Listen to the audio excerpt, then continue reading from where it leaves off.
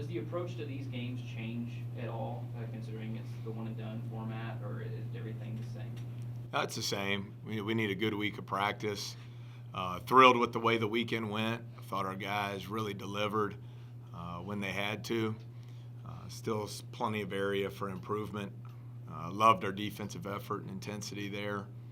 Offensively, still want to continue to try and execute better, clean up some of the turnovers. But it doesn't change your approach. I think you have to take it on the same way. You have a lot of guys that have been in this atmosphere before, playing in this tournament last 2 years. How much does that help, relying on those guys, because they can relay it to what some of the guys that maybe don't have that experience? I hope it is a good factor for us. I think we played a game in the Ford Center earlier this season, up there against Evansville. Guys like KJ Williams, Tevin Brown, who have won games in the NCAA tournament, Anthony Smith, who played in the NCAA tournament a couple years ago. You hope those experiences help. I think it's the leadership of our team has been very good here going down the stretch, and I expect that to carry over into tournament play.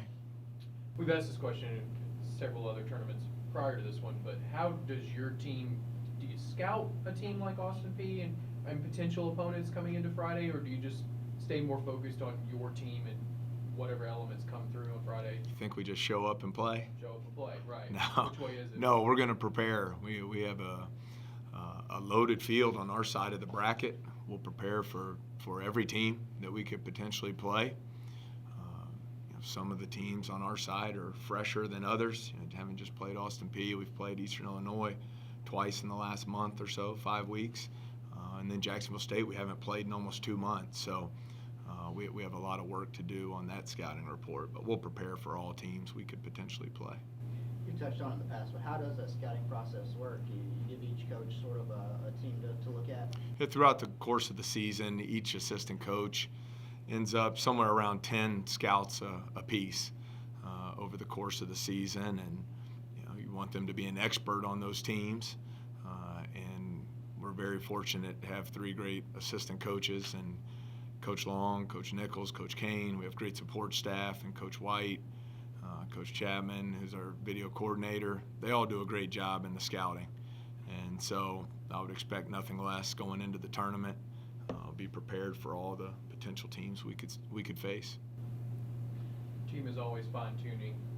What were some of the things that you think you'll be able to take into practice this week from maybe some of the mistakes you made in the past 2 games? Well, I mean, each game was different, but both games we need to cut down some of the turnovers. I think Saturday night against Austin Peay, we got hurt on the offensive glass some.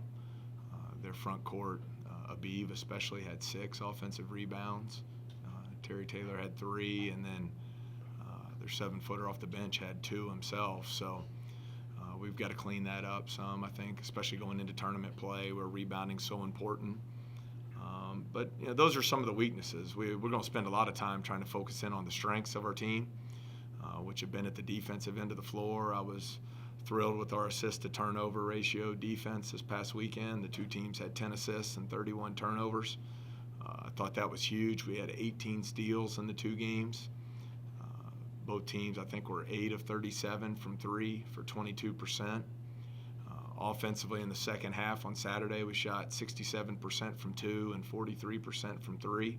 It's a big reason why we were able to win the game. So we'll spend the majority of our time in our areas of strength and yet still try to clean up some of our weaknesses. Saturday may be Anthony Smith's best complete game. It's offensively, rebounding great, but the job he done, Taylor, was just amazing. It was a complete performance. Offensively, was very good scoring the ball in the post. Defensively, tremendous effort. And probably in my time here, and this is something that would never show up in the box score, was the best individual game of screening by a player that I've seen. We scored double-digit points off screens where Anthony and they were all legal. He got our guys wide open looks, possession after possession, and it was a special senior night for him. He's going to play hard, but to go out and get 17 and 11, to defend the way he did, to have so many screening assists the way he did was really one heck of a performance. when you see seniors like him empty the tank, and so to speak, in their last home performance, you've talked a lot about character and what this means to your team, but when those two guys do that in such a pivotal moment, what does that mean to you and your team in that locker room? Well, it means a lot for the success of the team. I think from a coaching standpoint, you look at it for what that's going to mean to that senior 20, 30, 40 years from now. That both Javion and Anthony had senior nights like that in front of over 8,000 people, winning a regular season championship, to play exceptionally well with all their family and friends here. They created some memories that'll last a lifetime, and I think that's what's very rewarding as a coach. You know, we talked about Anthony's performance. Javion Eves has played at an all-conference level.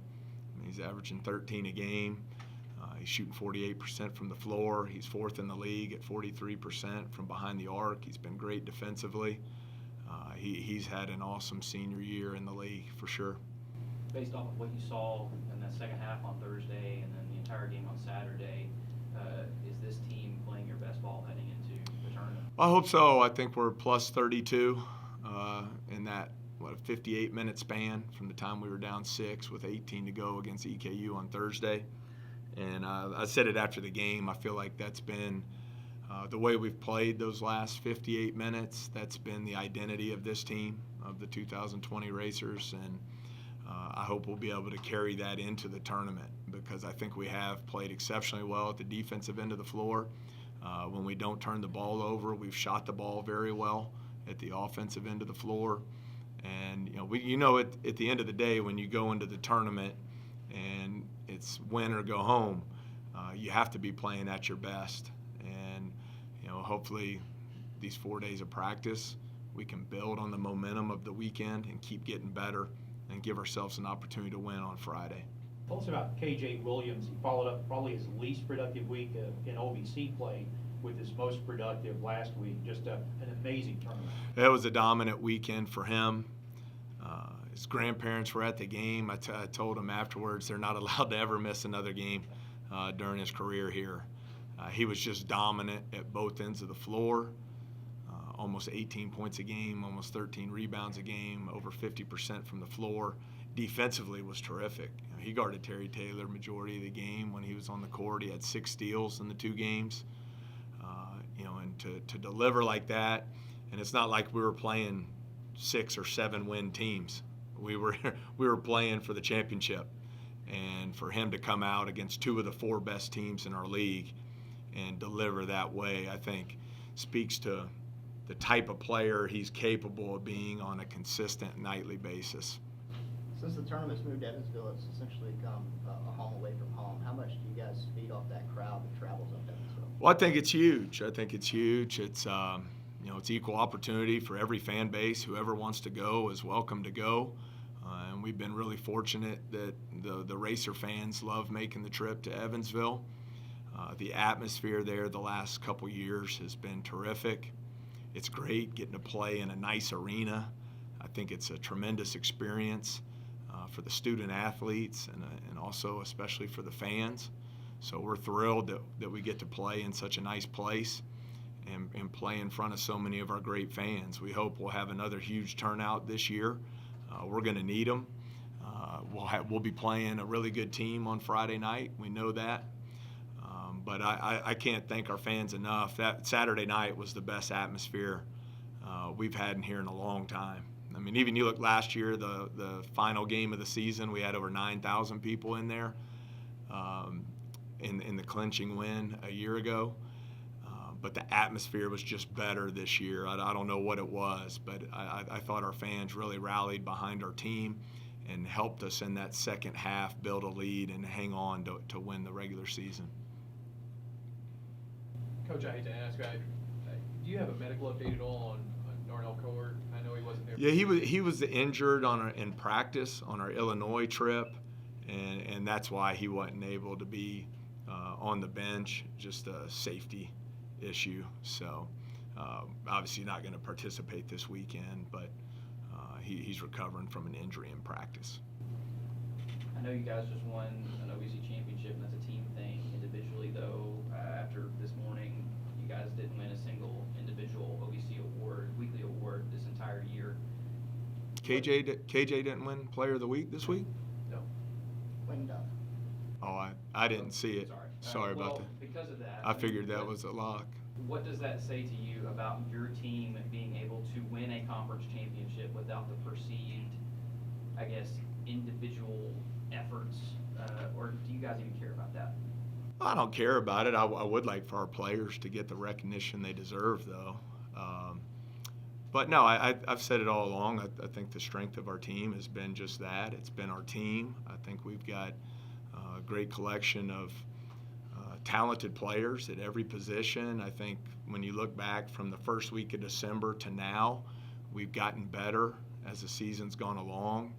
We've made improvements at both ends of the court. I think players have gotten better as the season went along, and that's been a big reason for our success. So we don't put a lot of stock in the individual awards, but I would like to see our players, get recognized when they deserve them. And I definitely think Tevin Brown's had some Player of the Week type moments this year, and I was shocked that KJ didn't win it this week. I wasn't aware of that, but it is what it is. I mean, I think you get a little certificate. So, but I would like to see our players get recognized when they deserve it.